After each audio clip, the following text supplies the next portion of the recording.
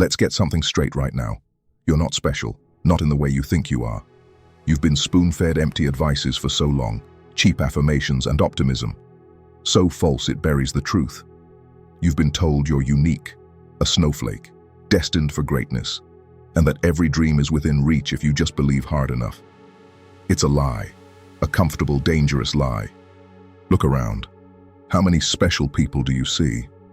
How many chosen ones are stuck in traffic, grinding out another mediocre day, swiping left on endless dating apps, or staring at a blank screen, their destinies as elusive as ever? Before we begin, don't expect comfort. I won't pat your back. I'm not here to make you comfortable. I'm here to tell you the hard truth. This isn't about making you feel good. It's about waking you up. Because until you truly grasp the cold, hard reality of rejection, its universality, its indifference, you will remain crippled by it. You will live in fear, always playing it safe, always seeking validation, always waiting for permission to be who you are. Rejection, it's coming for you. It's already here. It's the whisper in your ear when you don't get the job, the deafening silence when your brilliant idea is ignored, the gut punch when someone you desire walks away. And you know what? It's not a cosmic punishment. It's not proof you're fundamentally flawed. It's just life. It's inevitable. Are you ready to stop lying to yourself? Ready to confront the mirror? Let's begin. From the moment we're old enough to understand language, we're indoctrinated. You can be anything you want. Follow your dreams. The world is your oyster. It sounds wonderful, doesn't it? Empowering even. But it's a dangerous half-truth, a psychological sugar rush that leaves you crashing hard when reality inevitably asserts itself. Think about it. We raise an entire generation on the premise that their inherent specialness is a shield against life's harsher truths. We give out participation trophies, not to foster effort, but to protect fragile egos from the discomfort of not winning. We curate social media feeds that are highlight reels of imagined perfection, further cementing the delusion that everyone else is living an extraordinary, rejection-free existence. This isn't just about fluffy feelings. It has real, tangible consequences. When you genuinely believe you're that special, that you're uniquely deserving of success, love, and affirmation, what happens when you encounter the brute force of rejection? You don't just feel disappointed, you feel violated. You feel like the universe has made a mistake. You feel personally victimized, not by the situation, but by your own inflated sense of self. Let me ask you a question. When was the last time you truly failed at something important and your first thought wasn't, "What's wrong with me?" but rather, "That's just how it goes sometimes"? Write this in the comment. My sense of self is not dependent on constant affirmation. Rejection is a universal experience, not a personal flaw. Consider the philosophical roots of this specialness cult. It's a distorted echo of existentialism, perhaps. Philosophers like Jean-Paul Sartre argued that existence precedes essence. You are born, and then you define yourself through your choices, your actions. There's no inherent blueprint for you. But instead of embracing the terrifying freedom and responsibility of that, we've twisted it into, you're special because you exist, and therefore you're entitled to a special outcome. That's not existentialism, that's narcissism rebranded. The truth, as much as it stings, is that you are just another human being navigating a complex, often indifferent world. Your desires, your dreams, your heartbreaks, they are all deeply personal, yes, but they are also deeply human. Millions have felt what you feel. Millions have failed where you failed. Millions have been rejected in ways that mirror your own experiences. This isn't to diminish your pain, it's to place it in its proper context. You're not alone in your suffering. You're part of the human tapestry, and recognizing that universality is the first step out of the isolated prison of why me. Let me make you a challenge. For the next week, every time you feel a pang of rejection, no matter how small, resist the urge to personalize it. Instead, remind yourself, this is a normal human experience. This is not about my inherent worth. Let's talk about statistics, about probabilities, about the sheer, unyielding forces of the universe that operate entirely independent of your feelings or your self-worth. You apply for a job. There are 200 applicants, one position. You ask someone out. They have their own preferences, their own past, their own complex internal world you know nothing about. You submit your art, your writing, your music. There are countless others doing the same. Editors, agents, producers. They have limited resources, specific visions, and subjective tastes. Do you see it? Rejection isn't an aberration. It's the statistical default. Success, acceptance, triumph. These are the exceptions. And yet, we structure our emotional lives as if the opposite were true. We expect acceptance and are shocked by rejection. This is not only illogical, it's masochistic, self-tormenting. The Stoics understood this profoundly. Epictetus, a former slave who became one of the most influential Stoic philosophers, didn't waste time on comforting illusions. He taught that humanity should focus only on what is within our control. Our judgments, our desires, our actions. Everything else, the opinions of others, external events, outcomes, is indifferent. Some things are up to you and things are not, he said. The job offer, the romantic interests reply, the audience's applause, none of it is truly up to you. Your effort, your integrity, your preparation, that's what's up to you. Here's a thought-provoking question. Are you spending more energy trying to control outcomes that are not up to you, rather than perfecting what is up to you? Make this affirmation with me. I control my effort and my response. I do not control external outcomes or others' perceptions. Think about the most successful people you admire. Do you honestly believe they got there without a mountain of rejections? J.K. Rowling's Harry Potter manuscript was rejected by a dozen publishers. Walt Disney was fired from a newspaper for lacking imagination. The Beatles were told, guitar groups are on the way out, by a record label. These aren't charming stories. These are case studies in resilience built not on avoiding rejection, but on enduring it. They didn't view rejection as a sign to quit. They viewed it as information, as a filtering process, as part of the unavoidable path. The problem isn't rejection itself. It's your interpretation of it. You interpret it as a personal attack, a judgment on your inherent worth. This is where your specialness delusion truly sabotages you.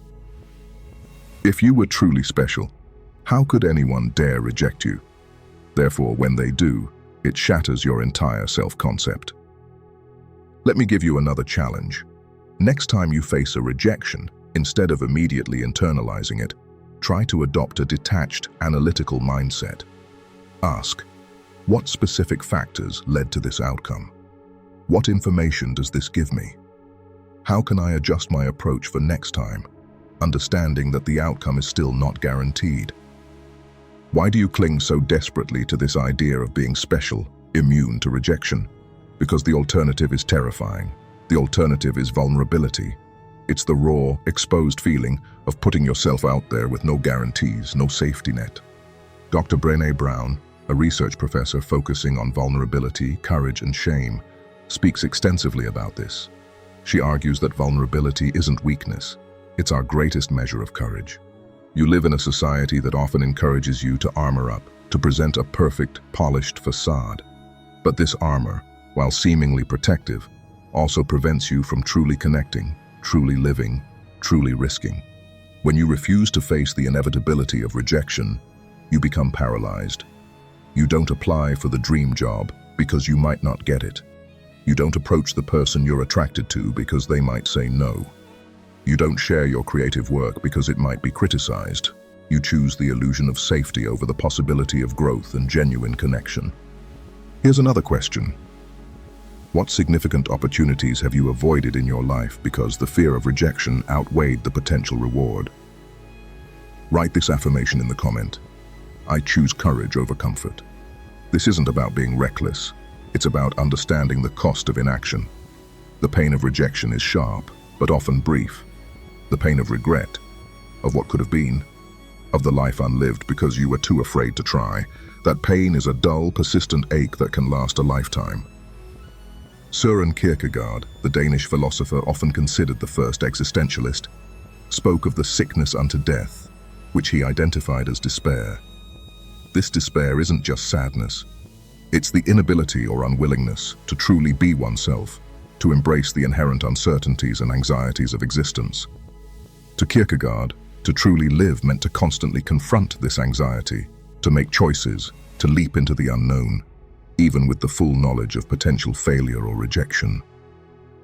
Are you constantly trying to avoid that leap?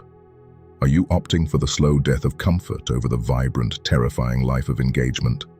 You build elaborate mental fortresses to protect yourself from the possibility of a no. You rationalize, you procrastinate, you minimize your desires. You tell yourself, I didn't really want that anyway. It's a pathetic coping mechanism designed to keep your fragile ego intact, but at the cost of your very vitality. Let me challenge you again. Think of one thing you genuinely want to pursue but have been holding back on due to fear of rejection. This week, take one concrete small step towards it. Don't worry about the outcome. Focus only on the action. So, if rejection is inevitable and clinging to specialness is a self-defeating strategy, what's the alternative? The alternative is to fundamentally change your relationship with rejection, to see it not as a personal indictment, but as something else entirely. 1. Rejection as information. When an experiment fails, a scientist doesn't throw their hands up and declare themselves worthless. They analyze the data. They ask, what did this tell me? What didn't work? How can I adjust? Rejection is feedback. It's data. It tells you something about the market, about your approach, about the person you're dealing with, about the timing. It's rarely, if ever, a definitive statement about you as a human being. Consider the lean startup methodology in business. They preach, fail fast, fail often. The goal is to get your product or idea out there quickly, gather feedback, which often comes in the form of rejection or indifference, and iterate. They don't see rejection as a sign to quit. They see it as essential market research. Ponder over this question.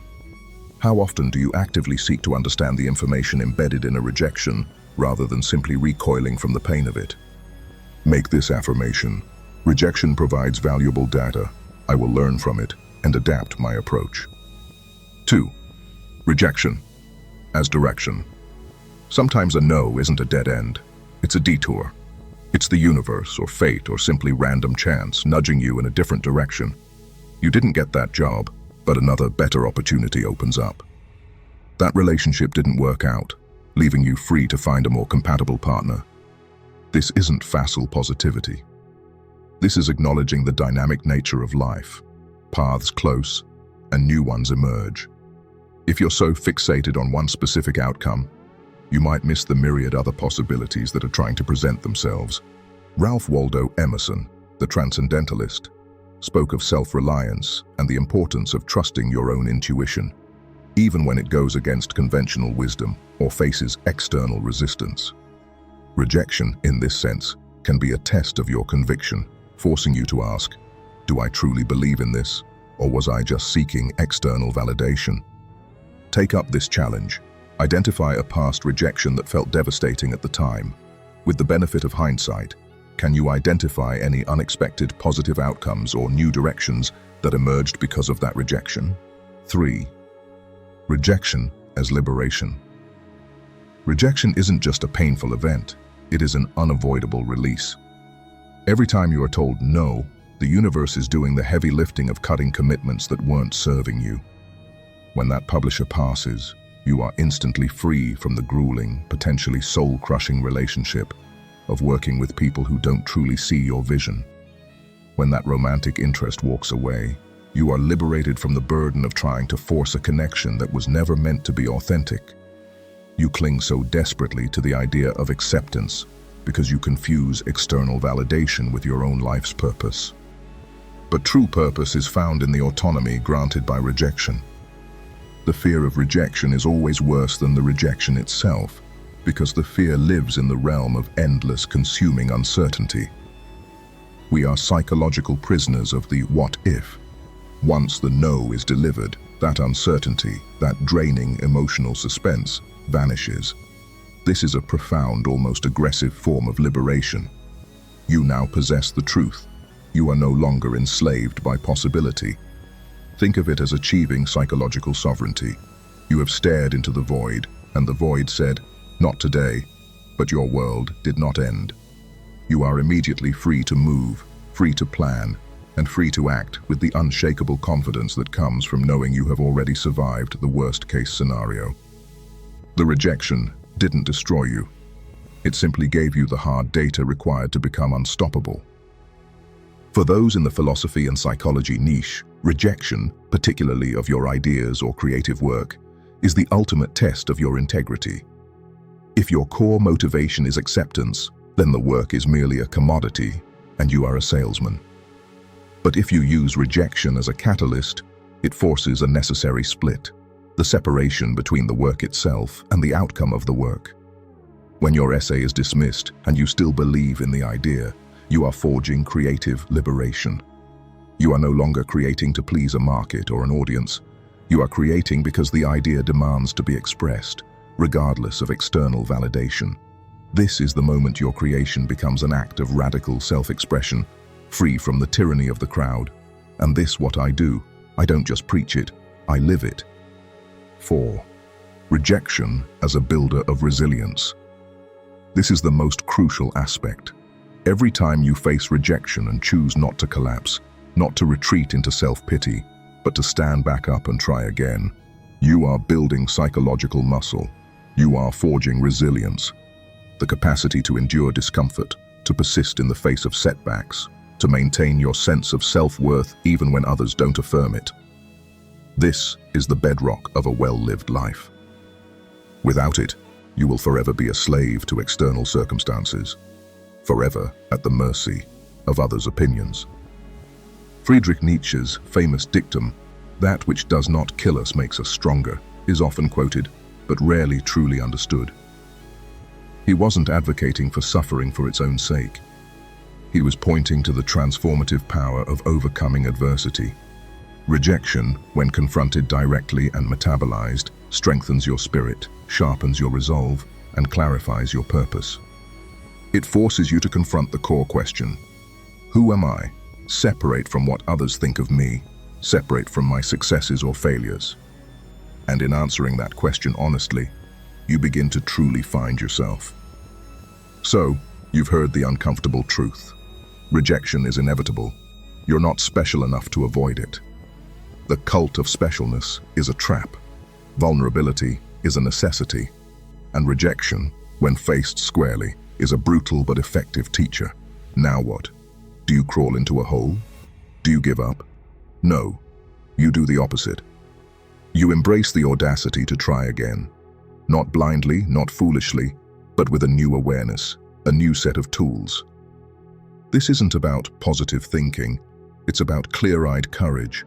It's about deciding that the temporary sting of rejection is a small price to pay for the chance to live fully, to pursue what truly matters to you. Consider the concept of antifragility, introduced by Nassim Nicholas Taleb. Fragile things break under stress. Robust things resist stress.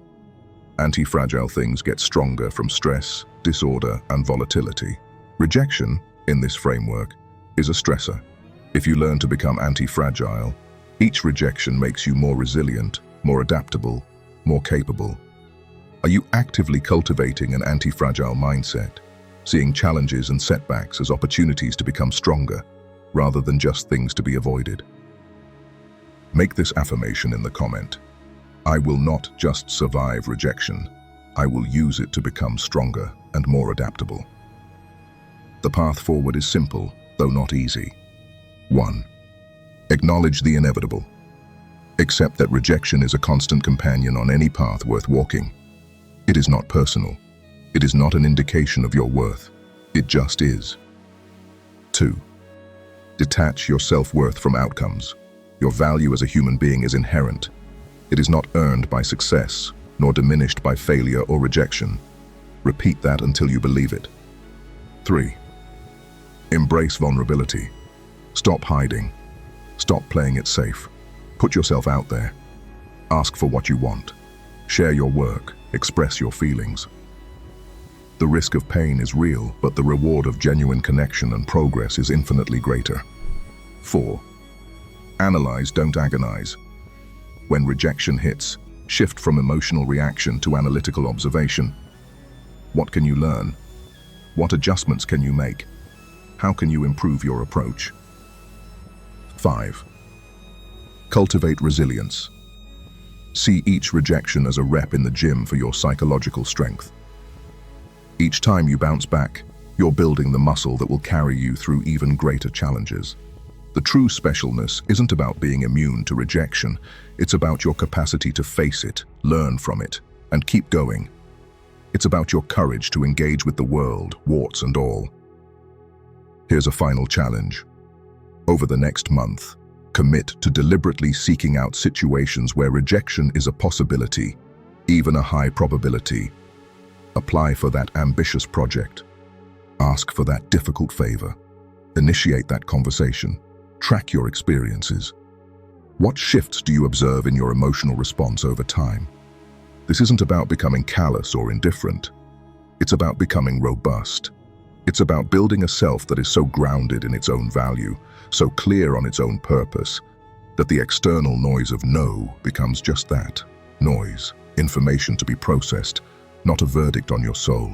You have one life. Are you going to spend it hiding in the comfortable, sterile bubble of assumed specialness, perpetually afraid of the outside world? Or are you going to step out, embrace the mess, risk the fall, and truly live? The choice, as always, is yours. But understand this, there's no avoiding the sting. There's only learning how to dance with it. Thank you for watching. If this conversation provoked you, challenged you, or forced you to confront some uncomfortable truths, then my work here is done. Don't just reflect, act. Until next time, dare to be bold, to accept and use rejection as a catalyst to recalibrate your direction.